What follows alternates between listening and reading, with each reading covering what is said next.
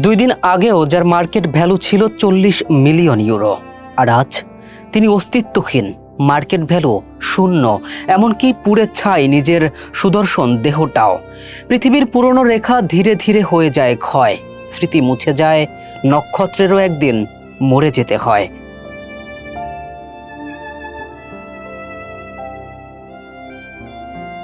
সামাজিক যোগাযোগ মাধ্যমে হামজা চৌধুরীর সাথে জোতার বাগ বিতণ্ডার একটি ভিডিও ক্লিপ ঘুরপাক খাচ্ছে। চোখ ভিজেছে কারোর, কেউ কেউ জানতে চাচ্ছেন হামজা নিজেকে ক্ষমা করতে পারবে তো?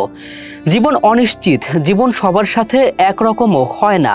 দামি ল্যাম্বরগিনির সাথে দিয়াগোর আপন ভাই, ইউরোপের মতো একটা দেশে যেখানে নিরাপত্তা আর বিলাসিতা নিয়ে যেন প্রশ্ন তোলাই অনর্থক, অথচ সেই দামি গাড়ির চাকা ফেটে গিয়ে রাস্তার পাশে ছিটকে পড়ে আগুন ধরে যায় দিয়াগো জতার গাড়িতে। আগুনের তীব্রতায় প্রাণ গেছে, দেহটাকেও ক্ষমা করেনি। এতটাই বিভৎস অবস্থা ছিল যে লাশও শনাক্ত করা সম্ভব হয়নি পুরোপুরি। মুহূর্তেই শত কোটি টাকার মার্কেট ভ্যালু নেমে আসে শূন্যের কোটায়।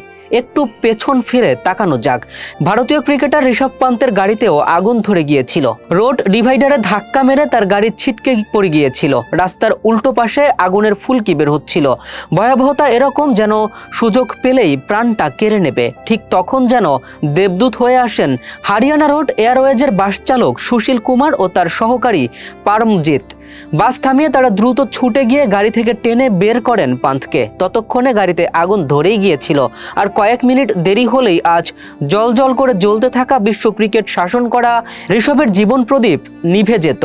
ড্রাইভার সুশীল কুমার ক্রিকেট দেখেন না, পান্থকেও তিনি চিনতেন না। তিনি সেখানে পৌঁছে গিয়েছিলেন পান্থের প্রাণ রক্ষার উছিলায়।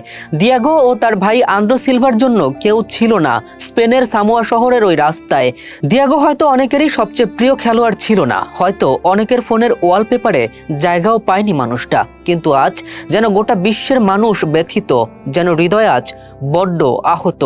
কি ছিল না তার? টাকা পয়সা, যশ খ্যাতি, পরিচিতি, সবটাই ছিল মানে অতীতকাল। আজ যার সব কিছুই অতীত, দিয়াগো নিজেও অতীত। কে এড়াবে, কেই বা রবে এই ভবেতে হায়। একটু দূরেই মৃত্যুপুরী, দূরত্ব বেশি নয়। কেম রাফিন, দূরবীন স্পোর্টস।